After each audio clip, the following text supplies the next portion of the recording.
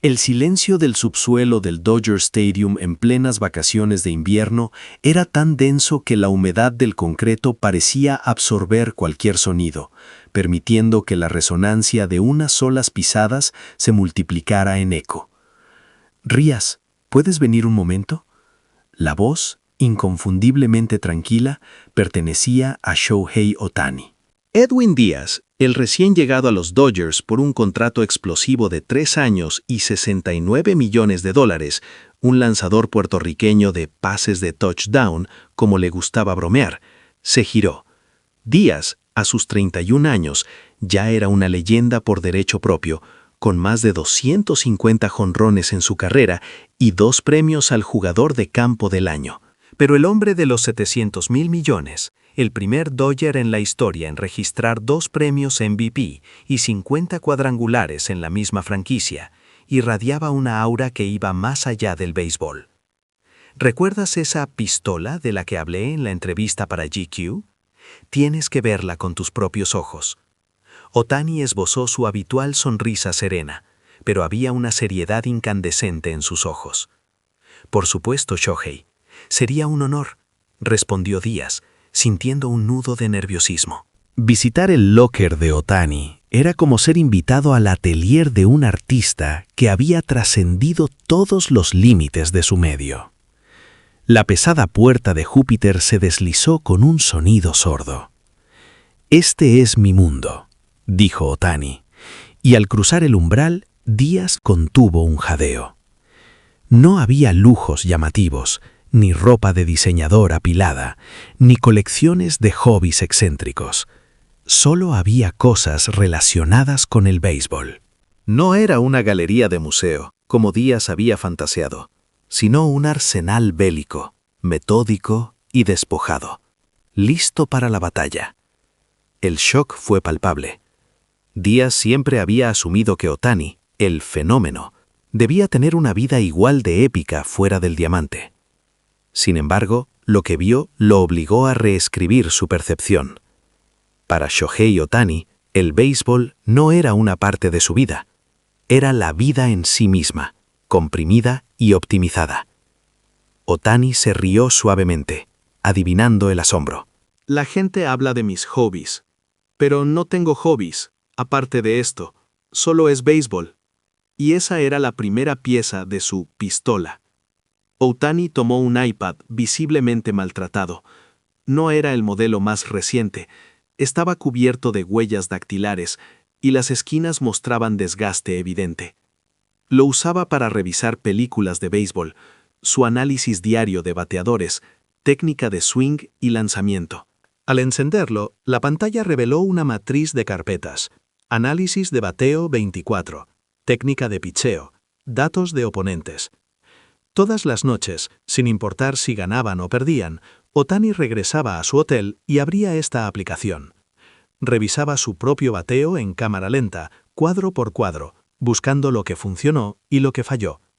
Si no lo hacía esa misma noche, decía, la memoria muscular se volvía imprecisa. Solo comparando la sensación en la caja de bateo o en el montículo con el video, podía ver a su verdadero yo. Ohtani deslizó hasta un video de un jonrón reciente, una bala de 450 pies. No parecía satisfecho. El timing del swing fue perfecto, sí, pero el pie de apoyo se levantó 0.1 segundos antes de lo ideal. El jonrón fue un accidente, una casualidad que no podría replicar. Díaz estaba atónito. Incluso después de la gloria del cuadrangular, Ohtani seguía diseccionando la imperfección. El iPad, un espejo que obligaba a la objetividad brutal. Pero eso no era todo. Ohtani cambió la pantalla. Apareció una aplicación de manga. ¿Conoces Slam Dunk? Sé que es popular en Puerto Rico. Es mi manga favorito. La expresión de Ohtani se suavizó. Un momento de seriedad analítica interrumpido por una inocencia casi infantil. Le gustaba porque era un deporte que no practicaba. Le permitía la libertad de disfrutarlo sin el peso del análisis. Y había mucho que aprender. Ohtani se detuvo en una escena con Jin Soichiro, el tirador de la preparatoria Kainan. «Este es mi Ichiro», susurró Otani. Me identifico más con él que con cualquier otro. Él es Shohei Otani, la persona humilde. Díaz frunció el ceño, confundido. El mundo entero lo llamaba un prodigio de la creación, el genio. Otani negó con la cabeza. Él no tiene talento, murmuró Otani, refiriéndose a Kami. Solo repetición. Camino no nació con un don especial, sino que se ganó su lugar en el quinteto titular a través del esfuerzo constante. Yo soy igual, afirmó Otani. Solo hago la misma práctica una y otra vez. No hay otra manera. En ese momento, Díaz lo comprendió. Shohei Otani no se consideraba un genio. Se veía a sí mismo como un obrero, un devoto de la repetición. El manga era su única ventana a un mundo exterior, una disuasión analítica. Muchos expertos dicen que mi velocidad y mi poder provienen de una genética bendecida. Lo llaman magia. Intervino Díaz, buscando el contraargumento que la prensa siempre ofrecía. Otani sonrió, una sonrisa que era casi triste. Lo dicen porque es más fácil que aceptar el volumen de repeticiones. ¿Sabes cuántos lanzamientos de 100 millas tuve que hacer para sostener el tendón? Tuvimos que desarrollar un protocolo de crioterapia y estiramiento que consume 4 horas diarias. Solo yo y mi entrenador sabemos la verdad detrás de ese talento.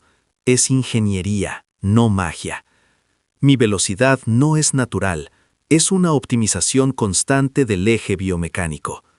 El año pasado, mi rotación de cadera en el lanzamiento era de 4.8 grados. Este año, mi objetivo es 5.1 grados. Ese 0.3% no es talento, es agonía, es el costo de la munición. El peso de esas palabras era más pesado que el bate más pesado. Otani no solo refutaba la idea de la genialidad, sino que la desmantelaba con datos específicos. La gente ve un jonrón en la televisión, dijo Otani, señalando el iPad. Yo veo el 99.9% de trabajo que llevó a ese 0.1% de contacto. El ambiente se volvió más denso, el verdadero clímax de la visita. Otani condujo a Díaz a una esquina. Allí, en un rincón apartado del armario, se encontraban 2 objetos sencillos, una almohada blanca y una máscara de dormir negra. Eran la segunda y tercera pieza de su arsenal. La almohada, un modelo personalizado de la compañía japonesa Nishikawa, hecha a medida después de escanear su cabeza, hombros y ángulo del cuello en 3D, para asegurar que no hubiera tensión cervical en ninguna posición para dormir. Otani se puso serio de nuevo. El sueño, explicó, no era un descanso, sino parte integral del proceso. Si mi cuello se desvía 1 milímetro, mi rotación de cadera puede verse afectada. Y si mi rotación se afecta, pierdo ese 0.3% que necesito. Díaz recordó que Otani viajaba con esa almohada, sin importar el país o el hotel.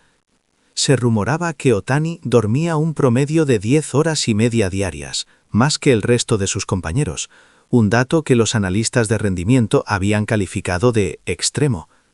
No es extremo, corrigió Otani. Es el umbral para la recuperación celular que mi cuerpo exige para sostener el volumen de impacto. Si duermo 9 horas, mi velocidad de lanzamiento cae a 97 millas. Si duermo 10 y media, vuelvo a 100. Los números lo dicen, este es mi verdadero entrenamiento. Díaz miró la almohada, luego el iPad, luego a Otani. El hombre más grande del béisbol no era un artista bohemio ni un dios indolente, era una máquina de repetición calibrada con precisión milimétrica. Otani había prometido mostrarle su pistola, y ahora Díaz lo entendía. No era un bate explosivo, ni una recta de fuego. La pistola de Shohei Otani no era un objeto que se podía sostener, sino un sistema, una dedicación absoluta y no negociable a la optimización, desde el análisis del swing hasta la profundidad del sueño. Era el arsenal de un guerrero que sabía que el talento solo era la excusa que los demás usaban para no practicar 10.000 veces. Aquí, dijo Otani, señalando la almohada con una reverencia casi religiosa. Aquí es donde se dispara el jonrón de mañana.